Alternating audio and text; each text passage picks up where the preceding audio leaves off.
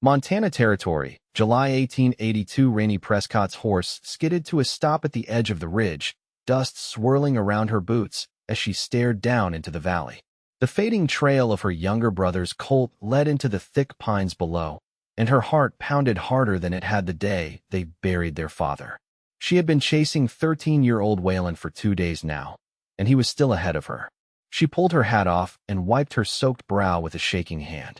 The sun was blistering. Her lips were cracked, and her canteen was nearly empty. But she would not stop. Not until Waylen was safe. She had warned him, had begged him to stay put back in Miles City. But grief made boys reckless, and Waylen had taken off with Pa's old pistol and the few dollars left from their cattle sale, thinking he could make his own way west. Rainie shoved her hat back on and nudged her mare forward, straight into the trees.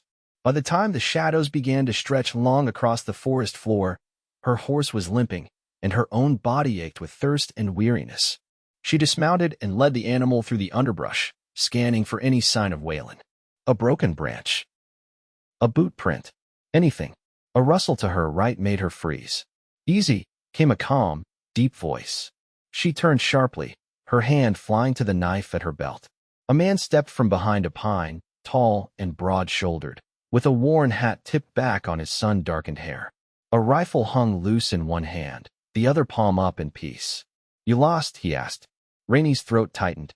"My brother. He ran off. I think he passed through this area. About 13. Blonde hair. Riding a black colt with a white blaze." The cowboy studied her for a beat, then nodded.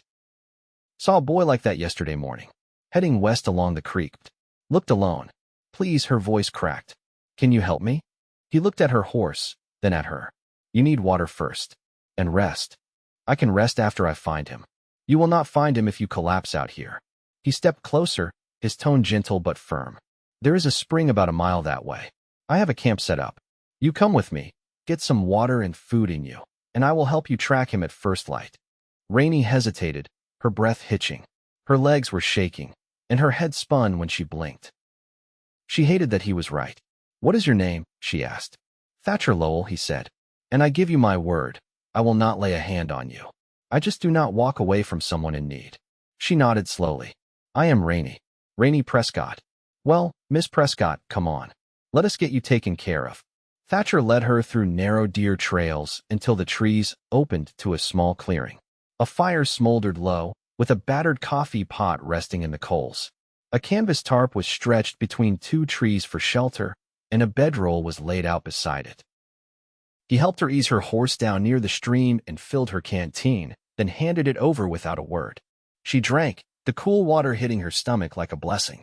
He cooked beans and coffee over the fire, and they ate in the hush of the forest, the only sound the wind through the pines. She watched him from the corner of her eye. He moved slow, deliberate, like a man who had nothing to prove. His voice was quiet, his hands steady.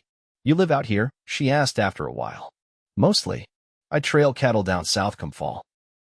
The rest of the time, I stay where I am needed."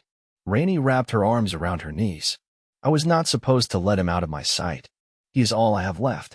"You are not the first sister to chase after a stubborn brother," Thatcher said gently. "He is alive. We will find him." She blinked fast and looked away. "Why would you help me? You do not even know me."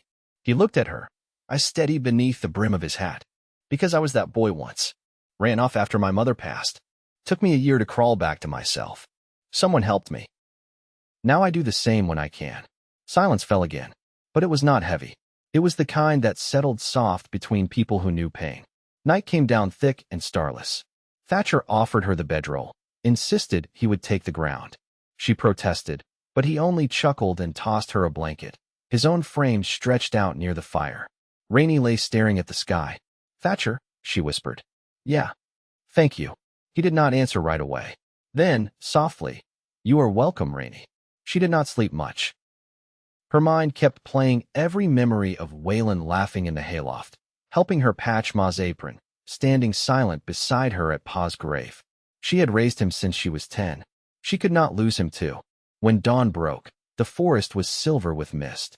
By the time they broke camp, Thatcher had already found fresh tracks along the creek. He pointed to a scuff in the mud where a horse had stumbled. "He passed through last night. Not more than 12 hours ahead." Rainie's heart soared. "Then we are close." "We are," Thatcher said. "We will find him today." They followed the trail into a narrow canyon, the walls rising steep and red around them.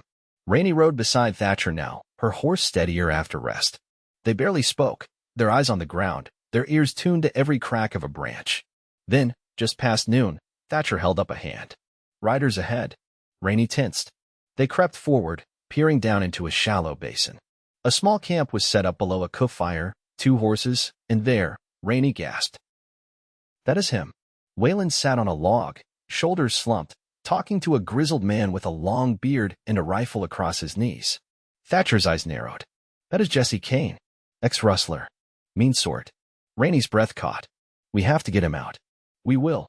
Thatcher's voice was calm. "But we do it smart." They circled around the basin, coming down from the far side. Thatcher moved like he had done this before, quick and silent. Rainie followed, every nerve on fire. When they were close enough, Thatcher stepped out, rifle raised. "Morning, Jesse." The man spun, eyes wide. Rainie broke into a run. "Waylen." Her brother turned, and his face crumpled when he saw her. "Rainie." She threw her arms around him, holding him tight. He was thinner, dirt-smudged, but whole. Thatcher kept his rifle trained on Jesse until the man backed off, hands in the air. "She is his sister," Thatcher said. "He is coming with us." Jesse spat but did not argue. "Take the brat. He is more trouble than he is worth." They rode hard until the camp was long behind them. Rainie kept Waylen close, her hand never leaving his sleeve. By the time they stopped for the night, the boy was asleep beside the fire, curled up in Thatcher's spare blanket. Rainie sat across from Thatcher, the firelight flickering between them. "You kept your word," she said softly. "You found him." "I said I would." Rainie looked at him, really looked. At the steadiness in his eyes, the quiet strength in his voice. She felt something shift inside her, something that had not stirred in years. "Thatcher," she said, her voice barely above a whisper, "you do not have to stay now." He met her gaze. "I know, but do you want to?" He smiled then, slow and warm. "I do." And for the first time since her world had fallen apart, Rainie felt something like hope. The morning after they found Waylen broke with a pale hush over the hills, mist lifting slow off the grass like breath. Rainie sat on a flat stone by the stream, washing the dust from her hands. The cold water stung her palms, but she welcomed the bite. It reminded her she was still here, and Waylen was safe. Behind her, Thatcher was tending the fire. She could hear the scrape of tin against iron as he stirred something in a pan. Waylen, curled near his saddle blanket, let out a groggy mumble but didn't rise. Rainie didn't turn when she spoke. "He won't say much about what happened with that man." "He doesn't need to," Thatcher said, voice low. "He's home now." She cupped water in her hands and let it run down her wrists. "I don't think he knows what home is anymore." Thatcher stood slowly, his steps even as he came to kneel beside her. "Then you show him, bit by bit." She glanced at him, sunlight catching in his unshaven jaw. "You talk like you've done this before." He looked out across the creek. "I've seen what happens when no one does." Waylen stirred again, blinking toward them. "Is there food?" Thatcher tossed him a warm biscuit from the pan. "Catch." The boy caught it one-handed, biting in like he hadn't eaten in days. He didn't thank him, but he didn't look away either. Rainie stood and brushed her skirt clean. "We need to head back east. I've still got a wagon stored in Miles." "Your colt's not going to make that ride," Thatcher said.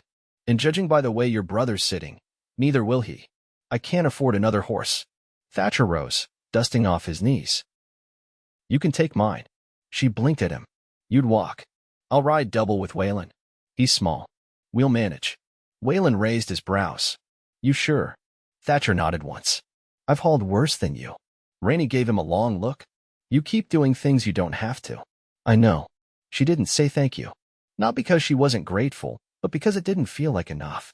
They broke camp late in the morning, the sun riding high and hot by the time they reached the open plains. Rainie led her mare, Thatcher behind her with Waylen in front of him on the saddle. The boy didn't talk much, but he leaned back against Thatcher's chest like he trusted the man to keep him steady. They stopped at a stream near dusk, and while Thatcher saw to the horses, Rainie sat sharpening her knife. She hadn't used it on anyone, but the weight of it in her hand reminded her she could if she had to. "I heard you singing," Thatcher said, coming to sit across from her. "Back there, when you thought we weren't listening." She kept her eyes on the blade. "It's a habit. Ma used to hum when she was working. I picked it up. You've got a good voice." She set the knife down. You always this generous with compliments? No. Just honest. She looked up at him. You looking for something, Thatcher? No, he said. Found most of what I wanted when you rode into that clearing. She felt the heat rise in her throat but didn't look away. I don't know what to do with that. He picked up a stick, poking at the fire. You don't have to do anything. She sat in silence for a while, watching the way the light played across his face. He wasn't handsome in the way young men from town were, all polished boots and clean collars. There was something else, something quieter. Like a man who'd been through something and didn't need to prove it.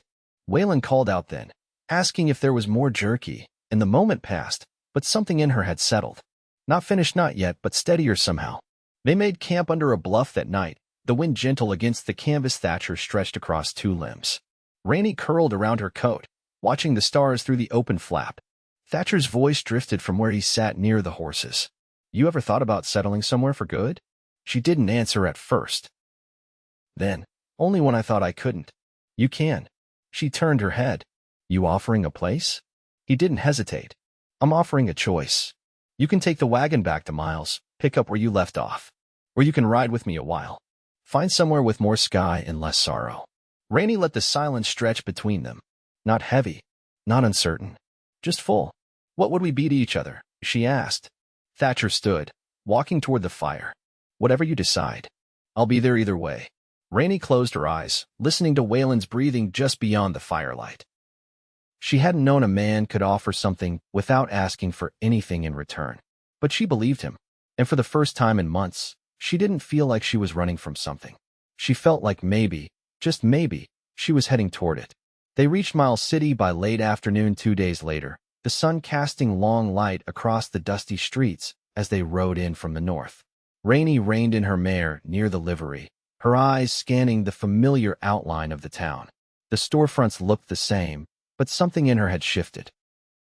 She wasn't coming back to what she'd left. She was returning with something steadier at her side. Waylen slid off Thatcher's horse and rubbed his sore knees, wincing as he straightened. I'll walk better once I eat something hot that didn't come out of a bag. Rainie ruffled his hair. You'll eat, then we'll see to the wagon. Thatcher dismounted without a word, then handed off the reins to a stable boy and paid him to water the horses.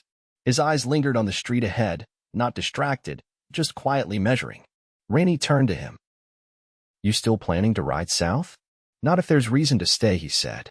She didn't answer right away. The sky was turning a deep gold, and the wind carried the scent of dry sage from the hills. We could talk about that, she said finally. After supper. They found a table in a quiet corner of the boarding house kitchen, where Mrs. Fellinger still served stew thick with barley and onions. The woman didn't ask questions when Rainie walked in with a dust-covered man and a boy in tow, just waved them to the back and set out 3 bowls. Waylen ate in silence, his shoulders hunched, but his gaze flicked to Thatcher now, and then not guarded anymore, just curious. Rainie waited until Waylen excused himself to the back room, then folded her hands on the table. He's quieter than he used to be. He's thinking more than he used to, Thatcher said. You've got a way of seeing people. I've had time to learn. She looked down, pressing her thumb against a rough spot in the wood. I've been thinking about what you said. About choosing. Thatcher didn't lean in, didn't push. He only waited. I've got nothing tying me here but that wagon, she said. We were going to head for Billings. I thought I might find work sewing or maybe taking in laundry. But now, you're not sure anymore, he finished. I'm sure of some things, she said, meeting his eyes. I'm sure you mean what you say. And I'm sure I haven't felt this safe since before Ma got sick. Thatcher's jaw shifted slightly, as if he'd swallowed a breath too deep. I've got a parcel of land near the Judith River. Not much, just a cabin and summer pasture. It's quiet out there. There's room. She didn't speak for a moment. Then, would you want us there? I wouldn't have brought it up if I didn't. Rainie stood slowly. We'll need to sell the wagon. And I'll need to talk to Waylen. Thatcher rose too, his voice low. Whatever you decide, it's yours to make. She nodded once and walked toward the back hall, the door closing behind her with a soft click. Inside the small room, Waylen was sitting on the edge of the bed, his back to the door. You all right? She asked. He shrugged. Just tired. Rainie sat beside him. I'm thinking about changing our plans. Figures, he said, not looking at her. You're always changing things when I start to like them. She smiled faintly, though he didn't see it. I don't want to drag you anywhere you don't want to be. But Thatcher's offered us something steady. A place out near the Judith. Real land. A roof that doesn't leak. He let out a breath. You trust him? I do. Waylen picked at a loose thread on his cuff. He didn't leave me behind, even when I gave him reason. Rainie put a hand on his shoulder. He didn't leave either of us. Waylen nodded once. Then I guess I don't mind. The next morning, they stood on the edge of the freight yard, watching as a trader inspected the wagon Rainie had stabled months before. The man handed over a thin envelope of bills, and Rainie counted them carefully before tucking them into her satchel. Thatcher was waiting by the horses, a fresh-packed saddle slung across one, a bag of flour and beans hanging from the side. I figure I'll still head south come spring, he said when she reached him. Drive cattle a few weeks, make enough to patch the roof. Rainie adjusted the strap on her satchel. We could manage that. I can keep the place running while you ride. He looked at her, and something passed quiet between them, not a question, not a promise, just understanding. They rode out of town before the sun climbed too high. The road west was long and dry, but the wind at their backs was warm, and the land stretched wide ahead of them. That night they camped beside a dry creek, the fire low, the stars coming out in slow 2s and 3s. Waylen fell asleep with his coat pulled over his head, his feet near the fire. Rainie wrapped her blanket tighter and leaned back against the saddle. I don't know what kind of woman I'll be out there. I've only ever been someone's daughter, someone's sister. Thatcher lay beside her, one arm behind his head. Maybe you'll just be you. She turned her head. And what about you? I've been a lot of things, he said. But I haven't been someone's home. Not yet. Rainie reached over and touched his hand. You are now. He didn't answer, but his fingers closed around hers, warm and certain. The fire crackled low, and the night settled soft around them. Not like an ending, more like the first page of something worth keeping. They arrived at Thatcher's land late in August, when the cottonwoods along the Judith River were just beginning to yellow at the edges. The ride had taken a week, slowed by the extra supplies and Waylen's sore ankle from a fall crossing a ditch outside Fort McGinnis. But they made camp each night with room to breathe, and Rainie found she didn't mind the quiet that lingered between her and Thatcher. It had grown companionable, steady in a way she hadn't known she needed. The cabin came into view just past a bend in the trail, tucked into a slope backed by low hills. The roof sagged slightly on the left side, and the porch steps had sunk at an angle, but it stood solid against the sky. There was a fence in need of mending and a lean-to for tools, half covered in scrub, but Rainie saw the bones of something good. She dismounted and ran a hand along the railing. How long's it been since you stayed here? Thatcher swung off his horse and stretched his back. Spring before last. I left it in decent shape, but weather doesn't wait on a man. Waylen limped up the path behind them, his eyes scanning the brush. No neighbors. Closest ranch sits 8 miles west, Thatcher said, untying the bedrolls. You'll hear the coyotes before you hear another soul. Waylen nodded, then disappeared around the back, muttering something about finding the outhouse. Inside, the cabin was dim but dry. 2 windows faced south, and a wood stove sat square against the far wall, cold but still clean. A table and 2 chairs had been pushed beneath the front window, and a narrow bed stood in the corner, its quilt spotted with dust. Rainie stepped over the threshold and inhaled the scent of old timber and earth. We'll need to fetch water. There's a hand pump by the shed, Thatcher said, setting down the packs. It still runs strong if you lean into it. She turned to him. I'll get started on sweeping. Do you have a broom? He pointed to a corner near the stove. Handle's cracked, but it'll hold. They set to work without discussion. Rainie swept while Thatcher unloaded the dry goods, his movements unhurried. Waylen returned with a handful of wild plums and a grin that reminded her of when he was younger, before the weight of things had settled on his shoulders. That night, they ate by lantern light salt pork fried crisp with beans and flatbread Rainie cooked on the stove's hot plate. She hadn't used a cast iron pan in nearly a year, but the rhythm of cooking came back like muscle memory. She watched Thatcher eat without complaint, even after the bread came out a little too thick. When the dishes were washed and stacked, Waylen rolled into his blanket near the hearth and didn't stir again. Rainie stood near the doorway, arms crossed, eyes on the stars. Thatcher joined her, resting one shoulder against the frame. I've got cedar boards to fix the porch. If you're handy with a hammer, I can hold a nail steady, she said. And I've patched worse than a porch. He glanced at her. You planning to stay long enough to see it fixed? She didn't answer right away. The stars blinked cold and high, and the only sound was the wind brushing the grass outside. I figure if I stay through winter, she said, I'll know if I'm meant to stay longer. He shifted his weight. That's fair. Rainie looked up at him, her voice softer now. You always this patient? No, he said. Only started learning when I saw it mattered. She watched him in the lantern glow, the quiet of him, the way he never seemed to reach for more than was offered. I've never had someone wait on me to decide, she said. I'm not waiting, he replied. I'm just here. Something eased in her chest, then something that had been wound too tight for too long.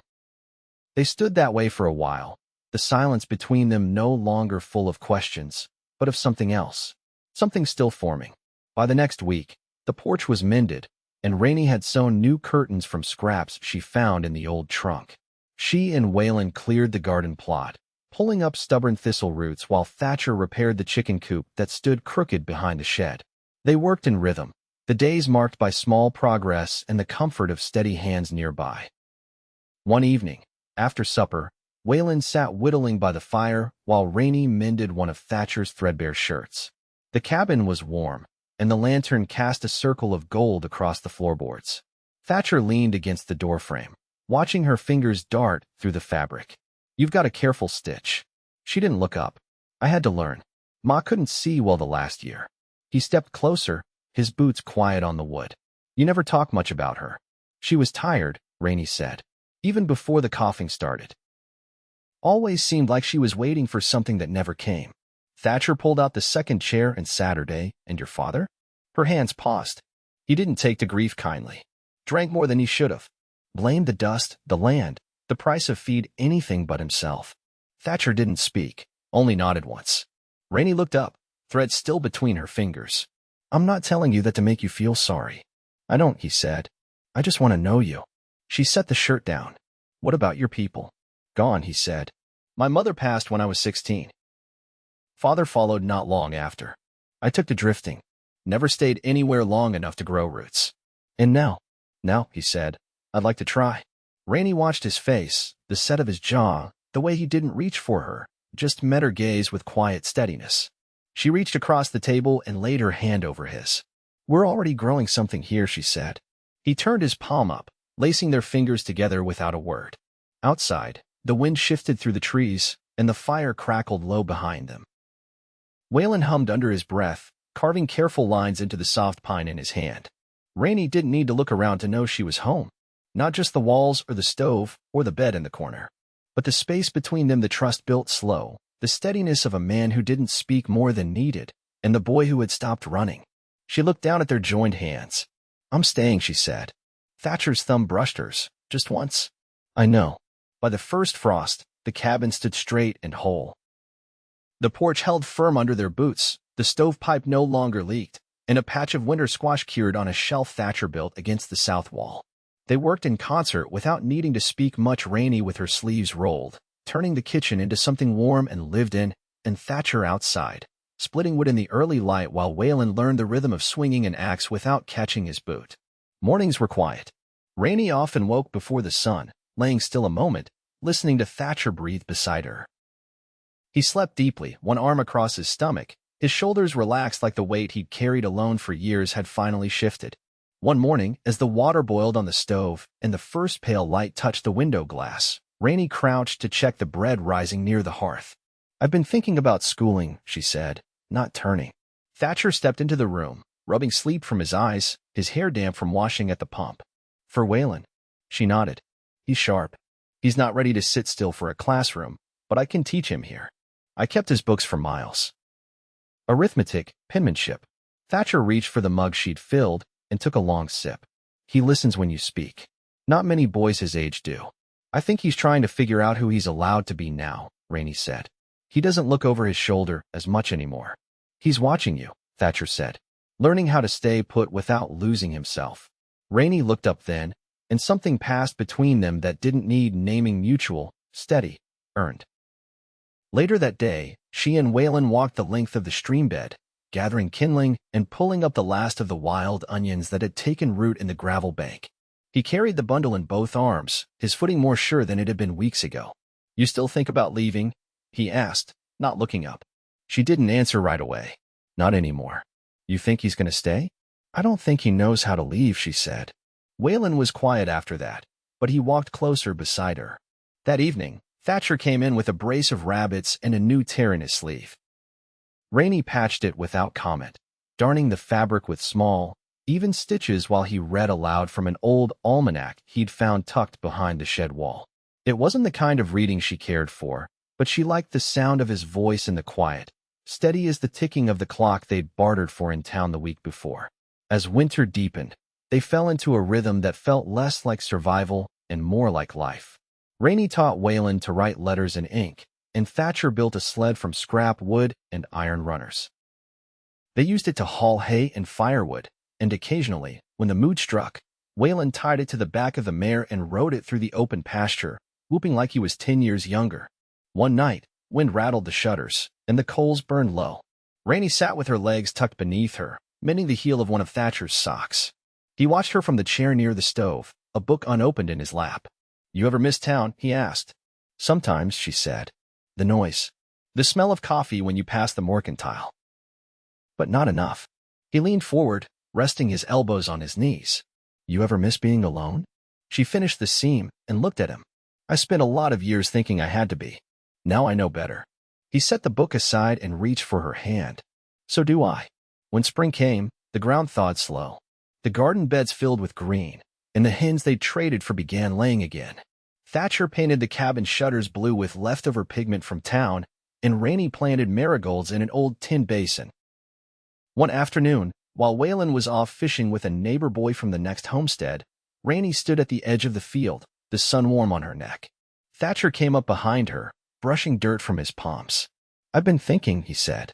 She turned, shielding her eyes. "That usually means something's about to change." He smiled, slow and sure. "Only if you wanted to." She watched him a long moment, the breeze catching the hem of her apron. "Go on. I've got a piece of land near the river I haven't done much with. It'd be good for cattle." He took her hand. "I thought maybe we build something there. Not instead of this, but more." She stepped closer, her voice soft. "You asking me to stay with you for good?" "I'm asking you to build a life with me," he said. "Not just get by. Make something that lasts." Rainie didn't hesitate. "Yes." He kissed her then, right there in the half-turned soil, with the cottonwoods rustling overhead and the sun on their backs. It wasn't rushed or uncertain. It was the kind of kiss that came after months of silence shared and trust earned. By midsummer, they were married in the clearing behind the cabin, with wildflowers in Rainie's hair and Waylen standing tall beside Thatcher. A nearby rancher brought his fiddle, and neighbors came for miles around, bringing pies and preserves and stories. That night, after the fire burned low and the guests rode home, Rainie and Thatcher sat on the porch steps, their hands entwined, watching the moon rise over the ridge. "I never thought I'd have this," she said. "You earned it," he said. "So did you." Inside, Waylen snored softly in the loft, his fishing pole leaning in the corner. Rainie leaned her head against Thatcher's shoulder, and he pressed a kiss to her hair. They didn't speak again that night. They didn't need to. Years passed. The second house went up by the river, built slow with their own hands. Rainie kept a garden, taught Waylen Latin and geography, and later, helped him pack when he rode off to apprentice with a printer in Helena. He wrote every month without fail. Thatcher raised cattle on the new pasture, and Rainie started a small school for the children of nearby homesteads, teaching them letters and patience and how to sit still long enough to hear a bird call. Their days were long and filled with labor, but they shared every one. Rainie never had to guess where Thatcher stood or what he meant. He showed her every morning, in the coffee he made, the tools he sharpened, the way he kissed her temple before walking out the door. And every night, when the fire burned low, he came home to her. They had no need for declarations. Their life was the answer, solid, quiet, and full, and it lasted